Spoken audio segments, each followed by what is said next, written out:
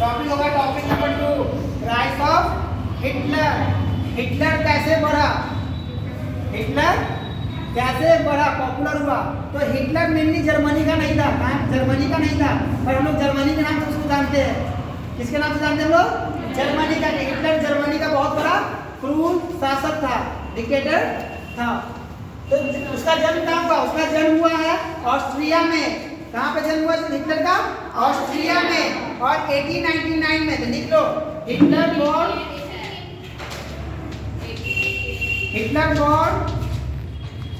इन Austria. कहाँ पे हुआ था? ऑस्ट्रिया एट 1889 में।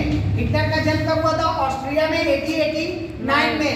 उसकी फैमिली बहुत गरीब थी, बहुत पुअर फैमिली थी, और वो अपना पूरा बचपन गरीबी में व्यतीत किया।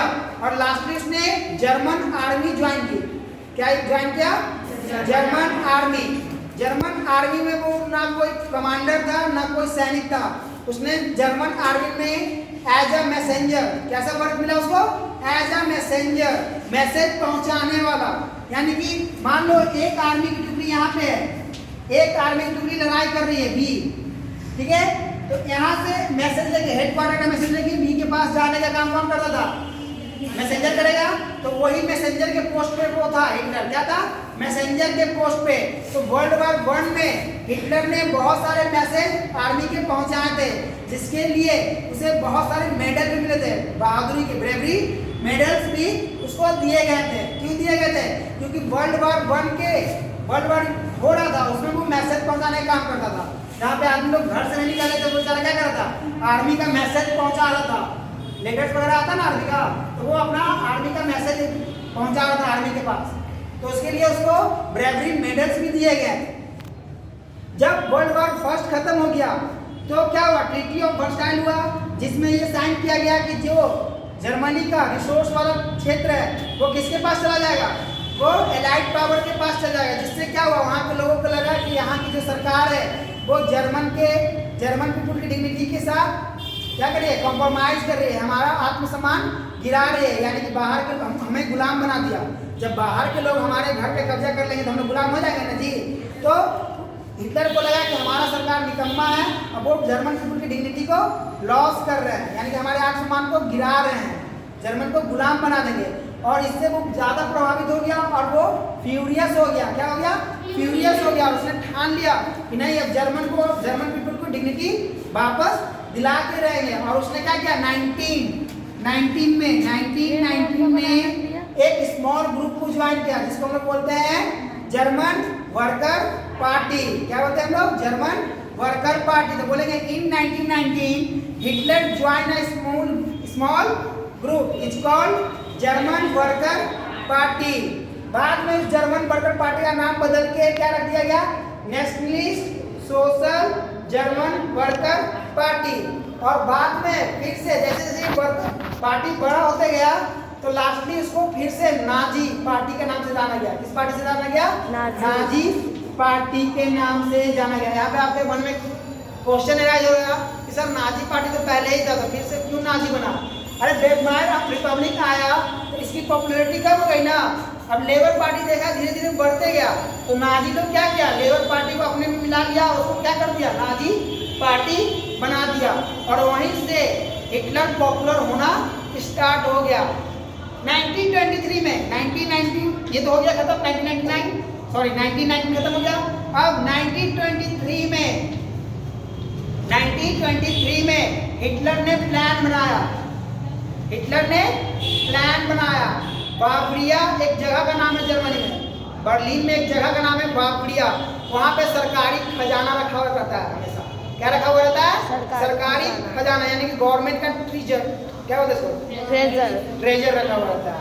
ठीक है, इन्होंने प्लान बनाया, हिटलर ने प्लान बनाया कि अब हम अपने क्या करते हैं, अपने संस्था को और पावरफुल बनाना है, तो हमें पैसे की जरूरत पड़ेगी। तो पैसा तो है नहीं, तो सरकारी खजाना को लूट लिया जाए और बावरिया पे कंट्रोल कर लिया जाए, यानी कि बावरिया पे अटैक करके उसको अपने अंडर मिला लेंगे।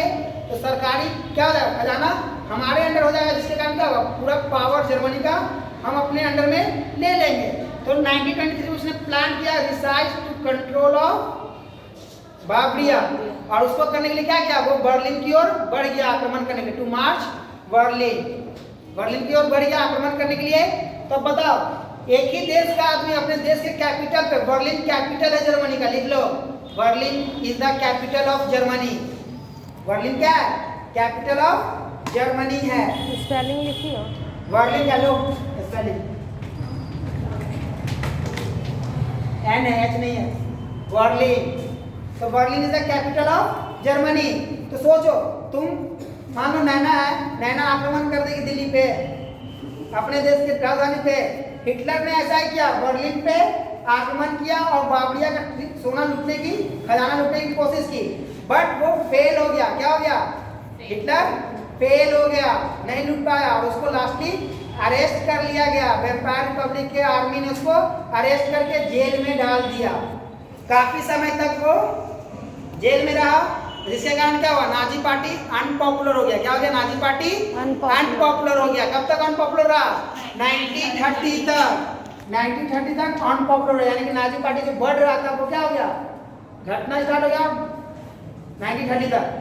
1929 में जब डिप्रेशन खत्म हुआ 1928 में, तो 1929 में बहुत सारे बैंक और फैक्ट्रीज वगैरह क्या हो गए, कोलैप्स हो गए, बंद हो गए और लोगों में गुस्सा ज़्यादा बढ़ने लगा था कि निकम्मी सरकार, एक तो वर्ल्ड वार वाला प्रॉब्लम था ही, दूसरा डिप्रेशन का प्रॉब्लम, उसके बाद बहुत जो बड़े बड़े छोटे छोटे फैक्ट्री तो पहले ही बंद हो गए थे, अब बड़े बड़े फैक्ट्रीज भी बंद होना स्टार्ट हो गए थे और बहुत सारे बैंक बंद हो गए, कोलैप्स हो गए थे, जिसके कारण उनका जो जमा हुआ पैसा था वो भी डूब गया था। तो लोग और ऊपर हो गए और वहीं पे नाजी, जब 1929 में हिटलर बाहर आया जेल से और इसी बात का फायदा उठाया और नाजी पार्टी क्या हो गया, सक्रिय हो गया और लोगों के पीछे जा जाकर बोलने लगा, ये सरकार आपके लिए काम नहीं कर रही है, आप हमें वोट कीजिए पार्लियामेंट में, हमारी सरकार आएगी तो हम आपको अच्छी सुविधा देंगे। और लोगों को मास लेवल पे क्या करने लगे, रिवोल्यूशन स्टार्ट कर दिया, मास लेवल पे रिवोल्यूशन स्टार्ट कर दिया गया। 1930 के मुताबिक जर्मन पार्लियामेंट में नाजी पार्टी को 2.6 कितना 2.5 2.6 है जी 6 ही है 2.6% वोट था। टोटल वोट में से कितना वोट उसको था, नाजी पार्टी को 2.6। वेम्पायर का गवर्नमेंट था उसको ज़्यादा होगा। बट 1932 में जब नहीं 1932 है 1932 में जब इलेक्शन हुआ दोबारा, 1932 में जब इलेक्शन हुआ दोबारा, तो वहाँ पे नाजी पार्टी कितना गया 37%, 37.2 है 37 ही है, 37% वोट मिले किस 1932 में। अब देखो सरकार बनाने की बहुमत चाहिए 51%, किसी भी पार्टी को बहुमत नहीं था, ना वेम्पायर रिपब्लिक को था, ना हिटलर को, ना नाजी पार्टी का था। बट नाजी पार्टी सबसे ज़्यादा परसेंटेज लाने वाली पार्टी बनी 1932 में और इसी चीज़ का फायदा उठाया हिटलर ने और अपनी पार्टी का क्या बनाया, प्रेसिडेंट बना दिया। क्यों ऐसा क्यों हुआ, क्योंकि लोग बहुत ज़्यादा गुस्सा में थे और वो नई सरकार चाहते थे, इसी बात का फायदा उठाया, बहुमत ना होने के बावजूद भी सरकार बनाई और रिच स्टैग में उसने अपना प्रेसिडेंट बनाया। हिटलर प्रेसिडेंट नहीं बना अभी भी, देख लो 1932 तक किस दूसरे को प्रेसिडेंट बनाया। अब हिटलर है क्या, हिटलर की सरकार क्यों आई, क्योंकि हिटलर एक बहुत पावरफुल स्पीकर है। तो पावरफुल स्पीकर किसको बोलते हैं, जो अपनी बातों से लोगों को कन्वेंस कर ले और अपने आप बोले कि मुझे फॉलो करो, अपने बातों से कन्वेंस करके लोग मजबूर हो जाए उसको फॉलो करने के लिए, उसकी बात सुन के। तो हिटलर एक बहुत बड़ा पावरफुल स्पीकर था। Hitler was a powerful speaker, यानी कि उसमें ऐसे ऐसे वर्ड बोलता था कि लोगों के अंदर उससे सुनने के लिए भीड़ इकट्ठा होती थी। और वो एक बात हमेशा बोलता था कि हम लोग मिलेंगे तभी जर्मनी एक यूनाइट स्टेट बनेगा या यूनाइट नेशन बनेगा और हम इसे बना के रहेंगे। हमेशा यही हिटलर बोलता था कि हम जर्मनी को एक यूनाइट नेशन बना के रहेंगे और ये तभी संभव है जब हम लोग यूनाइट होंगे मास लेवल पे, जब हम लोग यूनाइट होंगे मास लेवल पे और लोगों के बीच में वो देशभक्ति की फीलिंग्स जगाने लगा बोल बोल के और लोगों में जागने भी लगी वो फीलिंग और लोग क्या होने लगे, यूनाइट होने लगे और हिटलर को फॉलो भी करने लगे। देखते ही देखते हिटलर को फॉलोवर बढ़ने लगा और नाजी पार्टी क्या हो गई, पॉपुलर हो गई।